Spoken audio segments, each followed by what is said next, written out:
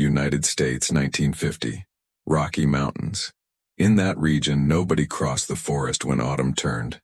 Families reinforced roofs, stacked firewood near their houses, and kept their trucks ready. Because there, when the cold descended from the mountains, it didn't come down pretty. It came as a sentence.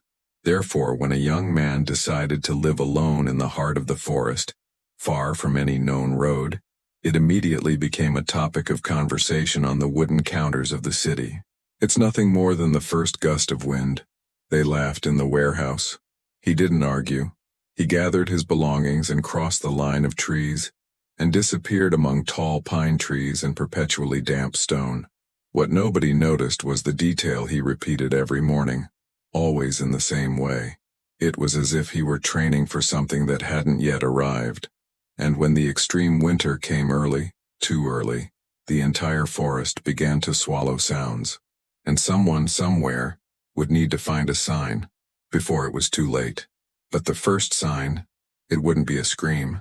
The nearest town was called Pine Hollow, a cluster of low houses, lazy smoke billowing from the chimneys, and dogs sleeping in the sun when there was still sun. In 1950, nobody called that isolated. It was just the normal way of life. I work early, short conversation, and respect for everything that could kill without asking permission. Floods, animals, fever, and the cold. There, winter was not an event. It was a collective memory. Everyone knew where the ice bit first. On fingers and water, on animals. And everyone knew what not to do. They didn't build far away. People didn't live inside the forest. Those who needed to cut wood would go and come back on the same day. Those who hunted left tracks along the way. Those who got lost weren't searched for very long, not out of cruelty, through mathematics. That was why the arrival of Ethan Walker, with few belongings and a silence too old for his age, caused immediate discomfort. He appeared one morning in September with a skinny horse, a small cart, and worn-out tools. He paid cash for a piece of land that nobody wanted, a dense forest far from the road where the wind made a strange sound in the treetops, as if it were always rehearsing a storm. "Are you going to plant something?" asked the owner of the store. Ethan shook his head. "Are you going hunting?" He looked at the ground as if measuring something invisible. "I'm going to live there." The word sounded wrong in there, because in Pine Hollow, living meant having neighbors, shared fire. Someone should knock on your door if the smoke stopped coming out of the chimney.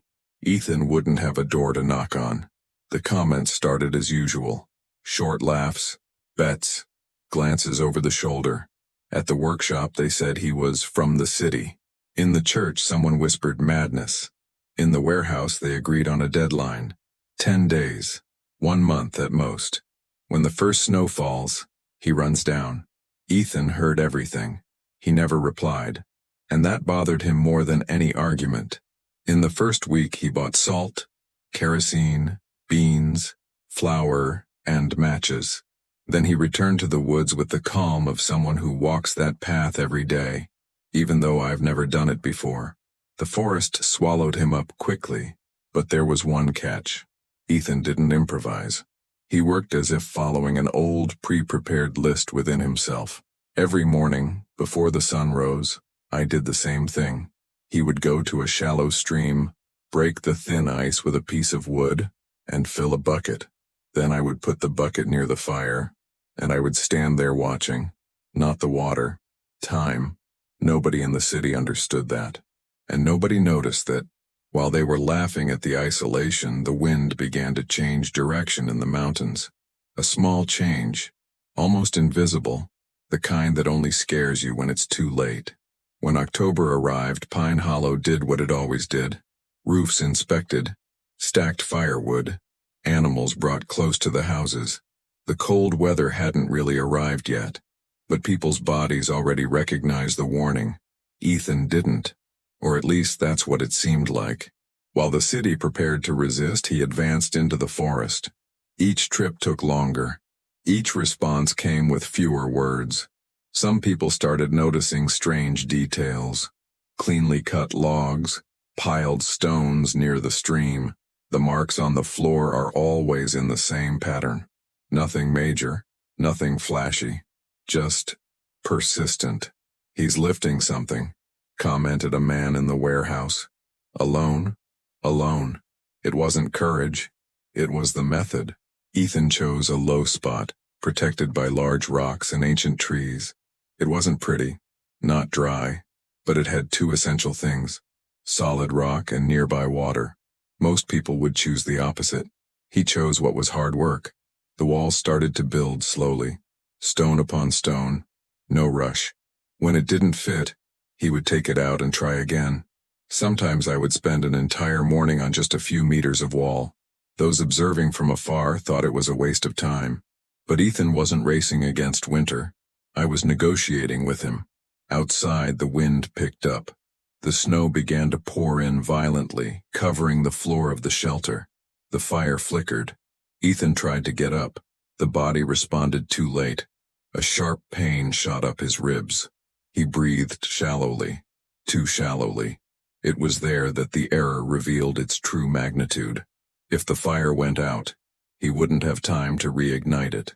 If she fainted, no one would know. If that piece wasn't put back in place, the night would do the rest. He fell to his knees, supporting his weight on his hands, waiting for the dizziness to pass. He waited longer than he should have. When he tried to get up again, the world spun. Ethan stopped. He didn't insist. He dragged himself to the fire, threw on more wood, and fed the flame until it stabilized. Then with slow, almost mechanical movements, he took the thick cloth he used to cover tools and pressed it against the crack from the inside, reinforcing it with weight and small stones. It wasn't a solution. It was a matter of immediate survival. The storm raged all night. The wind tested every weak point. The snow piled up against the compromised side, increasing the pressure. Ethan stayed awake, sitting near the fire, breathing carefully so as not to feel the full pain. Every time he dozed off for even a few seconds, he would wake up to the creaking of the wood, complaining as he would. In Pine Hollow, that same night, nobody slept well. The gusts of wind hit the windows with unusual force. An older man commented that it looked more like January than November. Someone asked again about the boy from the forest. This time, no one answered. Nobody laughed. Just before dawn, the wind suddenly lost strength. It wasn't gradual. It was as if someone had turned off something too big. The silence that followed was heavy. Ethan woke up to this silence. The fire was still alive, low, but steady. The crack was contained. The shelter had held out, just barely. He tried to stand up and felt the pain shoot through his entire chest. He didn't scream. It stopped. He took a deep breath. He sat down again. He stood there for a long time, staring at the makeshift wall. There was no anger. There was no relief. There was a decision. When the sun began to illuminate the accumulated snow, Ethan struggled to get out. The world was unrecognizable. The forest seemed smaller, sunk under the white weight. The road back to the city had disappeared. He knew what he needed to do. He spent the rest of the morning definitively reinforcing that weak point. Not fast, not pretty, but that's right. Every move cost money. Each hammer blow echoed through his body. When it was over, I was too exhausted to celebrate. Winter truly arrived 3 days later. It didn't arrive like a storm. It arrived as a permanent state. Cold weather is no longer an event, it's become the norm. The sun appeared low, weak, and offered no warmth. The snow no longer melted by midday. It just piled up. In Pine Hollow, people understood quickly. Animals collected. Shorter conversations. Nobody was talking about when it will pass. There was talk of enduring it. The road was closed on the second night. Up there, Ethan noticed the change through the fire. The firewood burned too quickly. The wood crackled dry. The air seemed to steal heat as soon as it entered the lungs. He adjusted his routine. Nothing was done for comfort.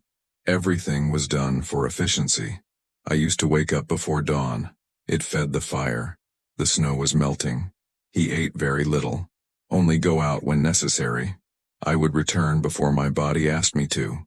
The shelter was operational. The corrections had been worthwhile. It wasn't a victory. It was the margin. In the city, the subject resurfaced, but in a different way. He didn't come down. Not yet. With this cold weather, you probably won't be able to do it anymore. Nobody was betting on it now. The bet had lost its appeal. On the 5th day of continuous cold weather, the first piece of bad news arrived. A family living further away lost 2 goats overnight. They froze in the corral. No wake. No dramatization. Only understanding. Ethan felt the impact without even hearing the story. That morning he tried to break the ice on the stream, and failed. There was no more exposed current. The ice had won. He returned with the empty bucket and stood there for a few seconds thinking. It didn't go down. He picked up the shovel, dug deeper, and found a spot where the water was still moving. It took almost an hour. The body went beyond its comfortable limit. He adjusted his breathing and returned. Loneliness began to weigh on me differently. Not like fear, as the absence of error is permitted. And that's when the tension increased. The snowstorm began at dusk. Heavy, persistent. The wind was not strong. It was constant. Night fell far too soon. Ethan stayed inside, feeding the fire with precise calculation. He slept in short intervals. In Pine Hollow that same night, the power went out. Houses in the dark, candles lit, silent children. Perhaps it would be a good idea to check on the boy from the forest, someone said. If possible, another replied. The storm didn't work. On the 2nd day, the snow buried references. The fences disappeared. The trails have disappeared. The city has become white islands connected by sheer effort. Ethan tried to leave, and retreated. He returned before wasting his heat unnecessarily. The snow melted inside the shelter. He adjusted the ventilation with millimeter precision. Everything was working. Everything, except time. The provisions were not unlimited. He reduced the portion sizes. Not out of desperation, in advance. On the 3rd night, the shelter creaked differently. It never fails. Load. The snow was pressing against the ceiling. Ethan climbed up, cleaned up what he could, and came down before his body gave out. He sat on the floor for longer than usual. He took a deep breath. For the first time, he thought that perhaps he hadn't calculated everything. The plea for help did not come in words. He came in silence. On Wednesday morning, Ethan realized something was wrong. It wasn't the cold. It wasn't the wind. It was the absence of human sound. Then he saw the marks. Irregular glues. They weren't from animals. Someone had tried to climb up, and failed. He only took the essentials. He followed the markings. He found 3 people. An older man, leaning against a rock. A woman protecting a package. A boy kneeling, unable to stand. Ethan recognized the man. He was one of those who had laughed in the warehouse. There was no request. Only a look too weary to sustain pride. Ethan didn't say anything. He helped the child first. Then, the man. He performed the most difficult calculation of the winter. It wasn't possible to take them all. He pointed to the shelter. The woman understood. The way back was slow. When they arrived, the fire was already raging. The shelter became a refuge. That night, 4 people were breathing. 2 days later, the storm gave up. When they descended together, Pine Hollow didn't seem like a destination. It seemed like something left behind. Nothing was said aloud. But something changed. The following winter, the city was different. Lower, more prepared, less confident. Ethan remained where he had always been. He didn't become a leader. It didn't become a speech. It became a silent reference. Whenever someone needed to make a difficult decision, someone would always say, "Ask him," and nobody laughed. Because there are places that don't accept speeches. They only accept attendance. Winter doesn't care about plans, opinions, or laughter. He just arrives. And when it arrives, it reveals who built it to appear, and who built it to stay. Ethan never wanted to prove anything. He only chose to stay. And sometimes that makes a man invisible. In a shelter. Some stories don't need applause. They ask for company. If you've stayed this far, it's because this silence is also speaking to you. The next video is already waiting.